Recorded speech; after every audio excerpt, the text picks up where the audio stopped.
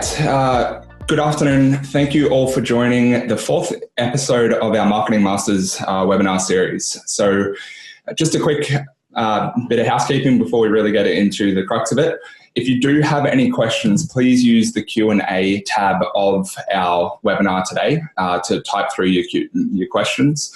Generally just because it's harder for us to respond to the chat log after we finish. So if you do have questions and I can't get to it today, I will do my best to follow up after we finished our webinar. Now, usually we invite a special guest. Today, I'm just going to run the webinar myself. Now, just to give everyone an overview, today's webinar, we're going to be focusing on advertising. We're scheduled in for 20 minutes to half an hour, depending on really how many questions you guys have coming through as well. Now, just a little bit about the Marketing Masters series. So to date, we've kind of covered off on quite a lot of the topics. First off, in our Digital Marketing Masters webinar, we started off talking about brand, how to get your brand on point before you really start to push hard with social media marketing or mobile or email marketing, all of that sort of stuff. Then we started to look at social media. We've then gone through content marketing. We've had a look at mobile, and we've also had a look at email marketing. Now, in today's webinar, we're going to be taking a look at digital advertising as our fourth episode, and our fifth and last episode will be taking a look at how to brand your website. So we'll be finishing off on website as our last point of contact. Okay, so if you do want reference to any of the prior webinars that we've ran, you can get access to them on our Marketing Masters landing page on the My Prosperity website. If you need access to that, please let me know. I'll link it through to you after we finish today if you want to watch any of the prior episodes as well.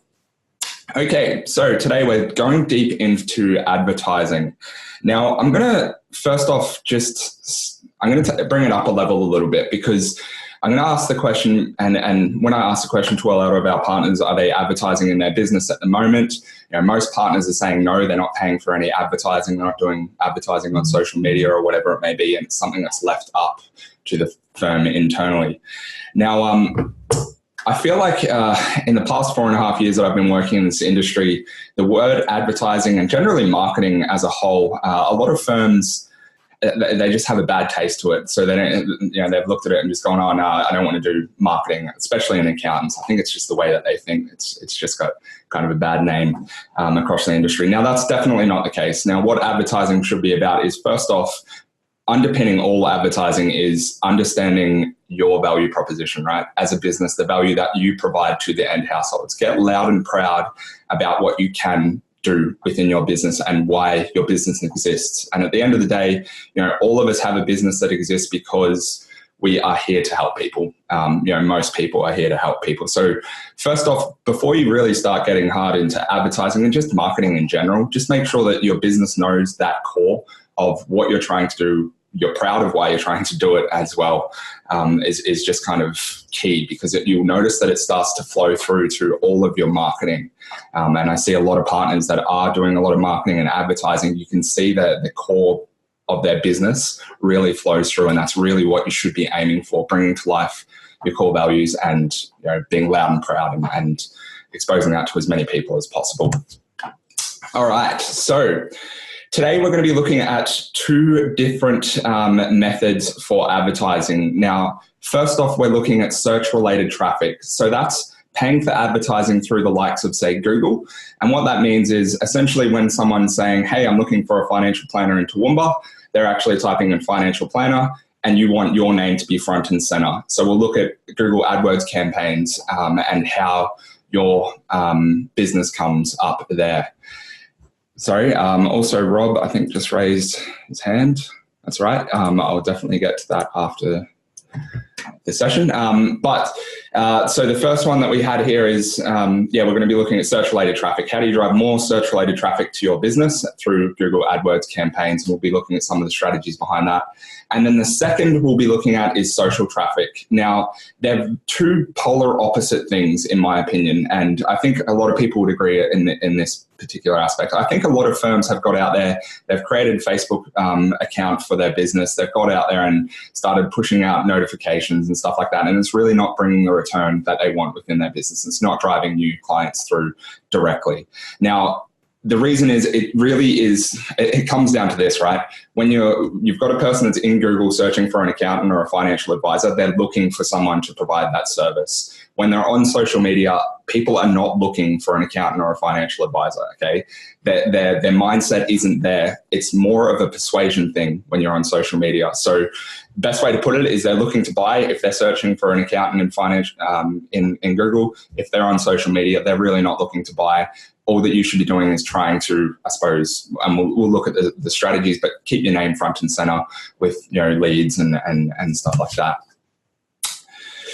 Okay, so what we're looking at now, first off, we'll take a look at search-related traffic. So what I mean when it comes to search-related traffic is just, I'll quickly start by doing this. So if we go into Google and we look for a financial planner here, what you'll notice is there are some names that come up the top here. So you can see these are ads. You can see that they're an ad because they're labeled as an ad. So what these people are doing are, instead of spending money to do search engine optimization, they're just paying Google to kind of get to the top of the list, which you and your business can do if you want to as well. And Google are extremely intelligent in how they do this. They will filter, and you can be very specific. They can filter different advisors at different places based on different ads and location and demographic and all of that sort of stuff. So that when I talk about advertising in Google, this is essentially what we're talking about. Now, so two options. You've got organic search engine optimization, which can be quite expensive and can take quite a bit of time on your business behalf. You have to publish content, all of this sort of stuff. Or second, you've got the paid adverts to try and get you to the top. Today's topic, paid adverts. All right, so we just kind of talked about that before. So to get your name at the top of Google, you can pay to be at the top. It's a bidding system, and we'll talk about that in detail.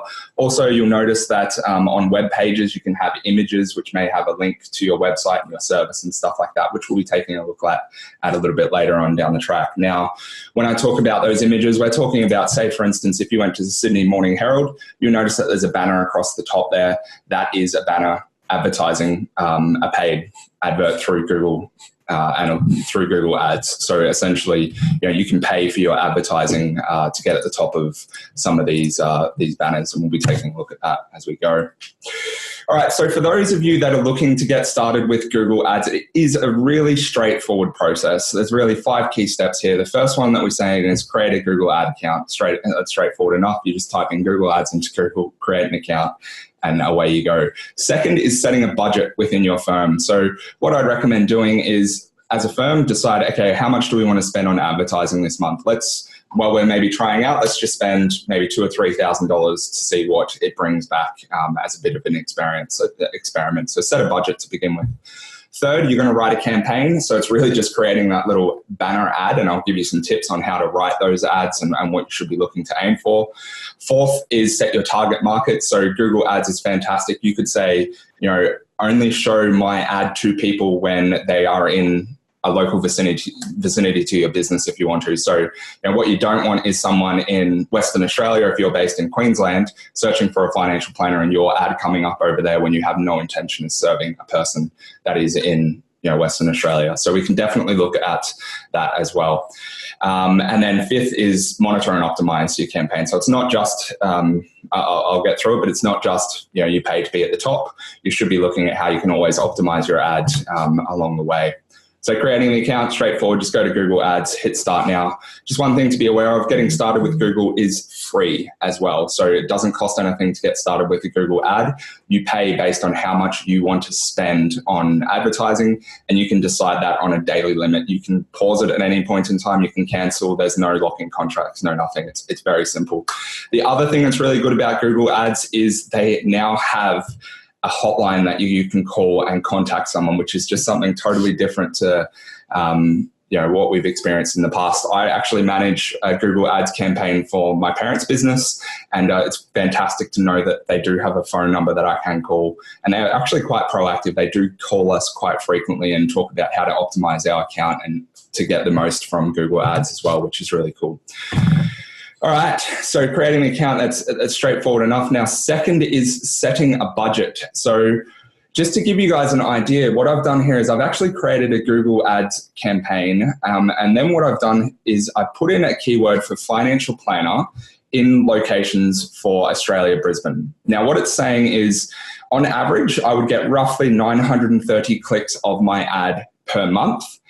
My ad would be seen by over 46,000 people. And to run this campaign, it should cost me roughly about $2,800. So $2,800 if I set a daily budget of $120 on ads. My click-through rate is roughly 2%, and my click-through price is roughly $3. So what that means is every time someone clicks my ad, I pay $3. Now, they're very, very intelligent around how they charge a person for an ad. For instance, if I clicked an ad today and I click it again tomorrow, that client, you as a business won't be charged for that ad twice, because they're very intelligent with how they do it. They don't charge you if people are just consistently clicking your ad. Don't be concerned. You won't get charged for people that do that. It has to be a unique click. Okay, and the way the system works is it is a bidding war, okay? So it is, to a degree, a bidding war. So I'll just quickly highlight this. So really, let's just look at if there were 4 different people looking to advertise on Google Ads. What you can say is you can bid to say, I'm willing to pay $3 to get my ad to the top, okay? So that's saying for me to be at the top, I'm willing to pay $3. Now, if someone down the road says that they want to pay $5, they essentially could be higher than I am. Now, with that being said, Google don't just prioritize based on how much a person's willing to bid, because the ad could be, I don't know, not as well worded or formatted, or have historically better performance in the past. And I'll talk about that in a second. But you can see here what we're saying is Bob's willing to bid $4 to have his ad at the very top. But the quality score of his ad is low and the format of his ad is low. So what happens is he actually gets pushed to the bottom. Now, the reason is if the quality score is low, the quality score is essentially the wording of the ad, and the format impact is essentially saying, in the past when this ad was up, what was the average click-through conversion rate? If it was high, then obviously he'll be at the top as we go. So in this instance, Bob's willing to pay the most, but his ad's pretty bad. So Google pushes it down to the bottom, or in this instance, it doesn't show it at all. Second, we've got Jane. Now, Jane's got a really good ad, but in the past, it hasn't been very successful. So they've pushed her down to second. So her ad wouldn't be at the top. Sue, however, has bid $2. Her ad is good, and the conversion of the ad in the past has been high. So they've actually ranked her higher and they put her ad at the top. So it's not just about the bidding side of things.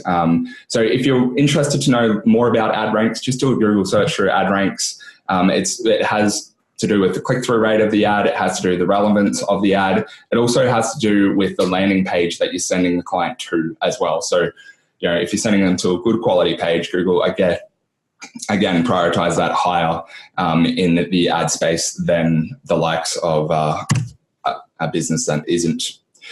Second, you're going to want to write your campaign. Now, just to give you guys an idea, my parents actually own a motorcycle logistics company. You can see down the bottom here, this is the ad that we've created. So if you were to type into Google, motorcycle transport Brisbane, their ad would come up at the top. You can see how they've worded it. So we've just called it Just Motorbike Transport. We transport any motorcycles. We've got a link, and then we've got some text below it. Now, what I did is I actually created 3 different ads, and I tested all 3 of the ads to see which one was more successful. So which wording resonated the best with the end household. And then what I did is I started to invest in that ad more. Okay, so do some testing. This is what I was saying. You can create a couple of different ads, publish a couple of different ads, look at the one that's converting the best, pay more to have that ad up the top more frequently as well, which is really cool. So the other thing I should have talked about is if you set yourself, say, a daily budget of, $50, if you use up that $50, what happens is your ad is just pushed down to the bottom. So it's a bidding system. Once you've hit your limit, then it just pushes your ad down to the bottom as well. Sorry, I should have mentioned that as well. So just some tips when you're writing your ad: have a clear goal. So what's your what is the goal? What do you intend for them to do? Are you trying to sell a service? Are you trying to sell the firm, whatever it may be? Are you trying to get them to download an ebook? Whatever it may be, make sure you know what the clear goal is and it's clearly resonated in your ad. Second, keeping keep your target client in mind when you're writing your ad. So think as if, obviously, does this message resonate as the end client? Third, don't mislead the clients. Honestly, that's just marketing 101. As I said at the start, be proud, loud and proud of the service that you provide, and try not to mislead people. And I know that we've all seen clickbait ads, and we can all see ingenuine ads and stuff like that as they come through as well. And they're less likely to be clicked as well, which is really quite interesting. And then fourth, run the tests. So you can see here I created 3 different tests for our client, for my parents' business, and pushed it through. To give you guys an idea of what an ad looks like, I just created one for one of our partners here. You can see that I've made it kind of a little bit abstract, but this is what your ad could essentially look like as well. All right, so the next thing that I wanted to talk about, this is kind of just a little tip. Does anyone know what remarketing, I'm sure you guys have probably seen this, especially with our business. Have you ever you've probably gone to our website once in the past, and then you've gone to a totally different website, let's just say to a news outlet, and you've noticed that there's a MyProsperity ad over in the left-hand column or something like that. And then you go to a different website and the MyProsperity ad finds you again. And you go to a different website and it finds you again. And you're like, how does it feels like MyProsperity is following you, right? Now, this is actually a really clever trick that we use in marketing called remarketing. So what happens is when you guys as prospects or clients went to our website, what we did is it's like a little cookie is installed on your computer. And then what we do is we track the prospect to see wherever you're going so that our ad comes up. So it's just essentially as you're browsing through other sites, there's a cookie on your computer and our ad will just keep following up. So if you're noticing why you keep seeing all of these ads that keep coming up, you've probably gone to a website in the past, I don't know, and then all of a sudden it just keeps popping up. That's because we've essentially put you into the drip and we're trying to keep our name front and center with you. Now, you guys can do this yourselves as well. And I know some of our really successful partners are doing this at the moment. If I've gone onto their website and then all of a sudden I've opened up my phone and I'm searching something on my phone because Google and on my phone and my web browser are tied in, their ad starts coming up on the phone and stuff like that as well. So just if you're interested in remarketing, do a little Google search. It is a feature of Google Ads that you can quite easily turn it on as well, which is really cool. I think that it is a really clever way of just keeping your name front and center with your potential new leads as well, which is handy. Second, have a look at responsive display ads. So what a responsive display ad is essentially, a little image banner. And what that will do is, places like the Sydney Morning Herald, for instance, you could say when a person types in planning and budgeting or retirement planning, your ad comes up at the top there. So this is just one for one of our partners that I've kind of mocked up. Really, again, these banners, it doesn't take a huge amount of effort and work to put in and create these banners. This banner that I created right here is actually just in Canva, which I'm sure everyone is probably familiar with. You can simply upload a logo, type in your own content, create a nice banner there as well. I just think that some of these image-related ads actually work really well with clients as well in some instance. So yeah, have a look at responsive display ads. They will cost a little bit more. And obviously, again, you charge based on how many people click through that ad as well. Second, so next we're taking a look at setting your target market. Now, as a general rule of thumb, what I recommend doing when it comes to advertising is first off, start with a wide spread. Okay, so just say, let's just say I'm located in Brisbane, I run a financial planning business. I might turn on the filter to say advertise to everyone in Brisbane that is searching for a financial planner or types in retirement planning or insurances, whatever it may be. We want to make sure our ad comes up first. Second is monitor that. And what I mean is Google is fantastic with telling you where your success is coming from with these ads. So for instance, in my parents' ad campaign, I know straight away this is the most frequently searched term. So I'd want to invest more to make sure that I keep, when someone types in motorcycle transport, my ad's at the top. Second, you can see which device people are accessing your website from or clicking the ad through from. So I can see most of our devices are via mobile phone. So most people are coming via mobile phone. Second, we've got the demographic. So I can see the message here is relating to mainly males between the age 45 and 54. This is fantastic, right? So it's fantastic for me to know that within my parents' business, my target demographic is this 45 to 50-year-old. So when I'm creating ads, I should be more specific to that generation and to that gender to a degree. So you can definitely start to tweak. Once you know where your target market is, you can start to tweak your ad content. You can start to tweak your messaging. You can start to tweak, your ad in itself. There's no point if you know that your success rate isn't high with, females in the age of 18 to 24, there's no point running an ad campaign for those people. If by the odd chance one of them do click that ad, you don't want to be charged for that, for that person when you know that you don't have a high success rate with that demographic. So, if you start wide, you can start to pull this information out. You can start to see, most people are coming from, different demographics here. And then second, I can start to see, how most people are coming to our website. So most people are coming through a Google search. And the last one down the bottom here is the ability to see what time of the day most people are coming in. So, most people for my parents' business are searching on a Tuesday, weirdly enough at, 8 o'clock, 9 o'clock at night.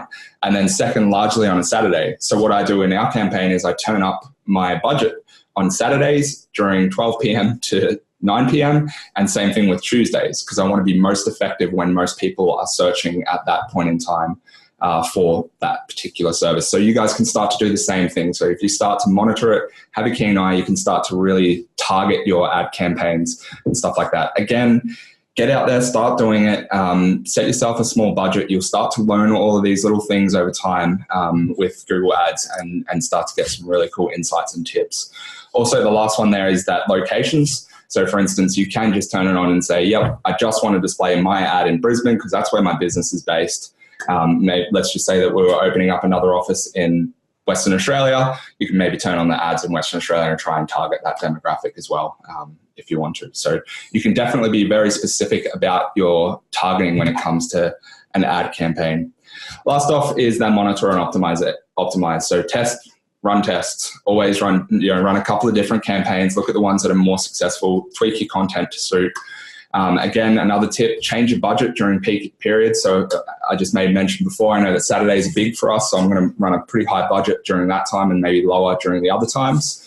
And then also, that widespread. So start your bidding high, start wide, get an understanding of your demographic, and then optimize and reduce. So it might cost a little bit more to begin with, but once you know who your demographic is, where your success is coming from, you can then reduce down your budget and tailor your ad campaign to suit as well, which is just a general rule of thumb when it comes to Google Ads. Next off, we're going to go into social marketing now.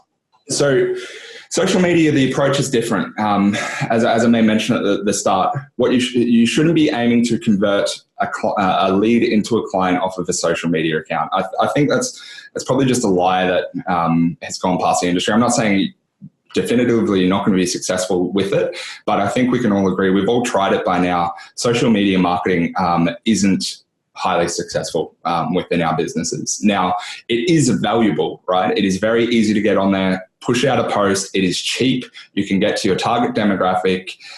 You can get a message across. And I think the most valuable thing is keeping your name front and center, right? It's getting your name out there, your business brand out there is very, very valuable. Marketing shouldn't just be about trying to force a person into a service, or adverts shouldn't be just about forcing a person into your service. It should be that when they're ready to, when they need help with that service, they know where to look, right? So if they've seen your name go through their Facebook feed for the last 6 months, when they're searching for a new accountant or a new financial advisor, they're going to be like, oh yeah, I remember that name, right? And it's just a good way of keeping your name front and center. It's very cheap to do that as well. Also, I get a lot of feedback from partners saying, my clients aren't on Facebook, or my clients aren't on YouTube, or they don't use these programs. Now, that's just a lie. In all honesty, this is some statistics based in the US around demographics. So you can see here that, if your target demographic is 50 to 64, the pre-retiree clients, roughly 65% of the people in that age bracket are on Facebook. That's a large number. But even more astounding is 68% are on YouTube, right? So we always talk about Facebook marketing, but maybe YouTube's a better medium to try and connect with that demographic as well. So there are some really good statistics in here. You can see that, of high net worth individuals, this is obviously US over $75,000 salary. They're saying 84% of people that earn over $75,000 in salary are on YouTube. That's, again, if that's your target demographic, 84% of people are on there, they're searching YouTube videos. Maybe you should think about doing a YouTube video post and paying to promote that on YouTube to try and connect with people as well. So now you can use these statistics as a rough guideline if you want to take a snapshot of this. But, to give you an idea, if your target demographic is 50 to 64-year-olds, there's no point going to Snapchat and advertising. Only 10% of the people in this age bracket are on Snapchat. Right. So, you don't want to waste your time and effort and money on Snapchat marketing when there just isn't the demographic there. But, general rule of thumb, Facebook, YouTube, fantastic mediums to try and connect with people in those brackets as well, which is really cool. So, just do a Google search if you want to see the demographics around who's on social media as well. Now, social media, I'm going to go over it again. People aren't on social media to buy a product, so don't think that you're going to get a lead straight away. The social media drip is invaluable. It's a cheap way to keep your brand aware, like raise awareness to your brand across. The one thing that I would have to say where we see a lot of success for partners across the board with social media is around distributing marketing content. Now, if you guys remember in the first Marketing Masters webinar, we went through content marketing. So that's like creating an ebook or hosting a webinar and promoting that via social media is a fantastic way to build a funnel through social media. So use social media to distribute content to the end leads to try and get names and email addresses to bring them into your marketing funnel, which is something that we should all be aiming to build in our businesses. Now, to talk more about that, we do see successful campaigns when people are on Facebook and they're pushing out paid adverts and they're saying they've written an ebook that talks about the 5 things you should know before retirement.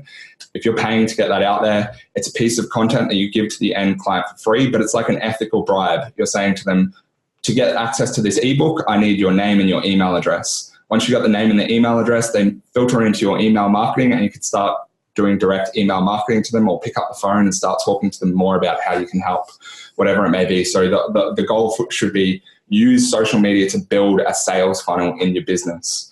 Clickbait is as much as it hurts to say, it's a great way to actually get people's attention on social media and collect their names and email addresses as well. Again, social media marketing is very good for setting your target demographics. This is a Facebook campaign. You can see here that I've said, I want to reach everyone in Brisbane between the age bracket of 40 to 65, and I'm aiming to target women. And you can see that what it's saying is if I pay for this ad over here on the right-hand side, I could potentially reach 280,000 people. Same sort of situation, set a daily budget as your ad gets the click-throughs, essentially pushes it down the list as well, or once you hit your budget, you push it down. The other thing is you can target to interests, to certain interests. So for instance, if you are looking for clients, let's just say that your clients has a registered interest with, say, Australian Financial Review, Motley Fool, and they've liked those pages on Facebook. What you can actually do is you can put an interest down there and say investing or financial, financial markets, whatever it may be. And what it will do is it will target that ad specific to those people that have liked those pages. So, there's no point trying to sell your financial services to someone that's just really not interested in it. So you can put in their interests, and based on what your clients or leads are liking on Facebook, it will start to show your ad as well. So that's something that's really good about Facebook. You can tailor your ad to people that are interested in those topics as well, which just makes it a little bit more likely for them to convert also. The second one that's here, and I really hate to say this as well, is start to look at influencer marketing. Now, I'm sure some people may not be aware of this, especially in the older generations. We have what we call influencer marketing. Now, to give you an idea, this is some random girl on Instagram, right? And she has 813,000 followers on Instagram. Now, her most recent Instagram post is her in Bali, and you can see what she's saying here. It's a magical view from the retreat at Six Senses Uluwatu, right? She is paid to do that post. So they would have said to her, maybe you can stay here for free for the night if you get onto your social media account and you post a photo at our resort. So she's essentially promoting their resort. Now, imagine if you guys did the same thing with an influencer, but she said, this holiday was only possible because my financial planner helped me set in place, the necessary steps to reach that, to have this holiday, this special once a year holiday. That's the sort of thinking. Now, it's crazy. I don't recommend doing it, but I can't believe I'm recommending doing it, but you can't deny the power of, these social influencers. They're getting 12,000 likes on their video, on their images, and those could potentially be your new clients, right? And they are having a massive impact. We all see it with restaurants, in our local areas. You're getting these social media influencers going and getting a free meal just to post on Instagram about how they're eating at this restaurant as well. So don't deny. It is probably a cheap way to get your name out there if they were recommending your services. Another one, I can see one of our clients here, they're big in the entrepreneur space. Daniel Flynn, who's the guy behind Thank You Water. They've worked closely with him and they use him to do a bit of promotion on their website. They've looked at an influencer in the entrepreneurial market. He's got a big name in the entrepreneur space, and now he's out there promoting their business, right? So they've looked at a social influencer and essentially they're working closely with him to get their business name front and center. So another example of how you can work with influencers in those certain spheres to try and get exposure for your business as well. So yeah, just a tip. You can do it if you want to. Just thinking outside of the box. It can be cheaper than even running an AdWords campaign or something like that if you look at introducing a marketer. Now, to close off this session today, so the key takeaways: get started with the Google AdWords account. I really recommend pretty much everyone can do this. It's a cheap way to get your business out there in front of people when they're searching for your services, having your name up in center. If you need help, give me a yell. I'm always here to help with this sort of stuff, or anyone in the partner enablement team at myprosperity can help you. But yeah, if you do need help, just let me know. I run an AdWords campaign for my parents' business, so I'm quite familiar with the software as a whole. Now, if you want to get advanced, then you can start to go into paid social media marketing and how that works. So set up your company profile, promote to your existing clients. So one thing I'd recommend doing is get in front of your existing clients, tell them to like your Facebook page, and also get them to go on there and leave a review and put in some wording around how good the service was or whatever it may be. So every time a client gives you feedback, get them to go onto your Facebook page and put that on there. Amazingly enough, it is very valuable, right? If you've got a new lead that looks at your page and they're like, there's 20 clients that are on there that have given really good feedback around your business, they're probably going to move forward with your services, or highly likely to move forward with your services. Look at influence marketing if you want to. It's very easy to contact some of these influencers. You just go onto their Instagram pages and you can send them an email usually, seeing if you want to get involved with them as well. And the last thing I just really want to talk about is try to use social media as a method to collect names and email addresses to build a funnel into your business. One thing that I see across a lot of our firms is they don't have a sales funnel. They've got this straight silo. It's like, usually it's a referral that comes in and they've got a conversion rate of 80%. If you've got a conversion rate of 80%, that's fantastic, but it means that you probably don't have exposure as a business. You're relying on referrals to get your new clients coming through. what you start to look at is traditionally like more of a sales business where you've got a funnel at the top, which has a large bucket of people in there. There are drip campaign people. They're the people that we send emails to keep our name front and center. And then when they're ready to buy, they know where to reach out. So try build a sales funnel into your business. Try build an email campaign list that you can start marketing to along the way, and use social media and to distribute content to build that list. Just some tips. Use Canva if you want to, create nice headings and stuff like that for your social media campaigns. Products like Unbounce and Instapage are fantastic for creating landing pages for your business. So if you're getting out there promoting, let's just say the personal wealth portal, what a lot of people do is create a landing page via, say, Instapage. And then as they're promoting it on social media, the client's clicking the link and bringing them through to a very specific landing page regarding that service or product. That is highly recommended. Don't get onto social media and just promote the homepage of your website. The more clicks that you make the client go through to find more about the service, the less likely they are to proceed forward. They don't want to go to your homepage and then navigate to services and then find retirement planning and then read your content around how you can help with retirement planning. If you're talking about retirement planning, link to the page that talks about retirement planning with your clients. So very specific, or create a landing page via some of these software. And also Unsplash is really good for creating royalty-free images. So this ad that I've created here, this is an image off of Unsplash. Just put a logo in there, put some text in there and stuff like that as well.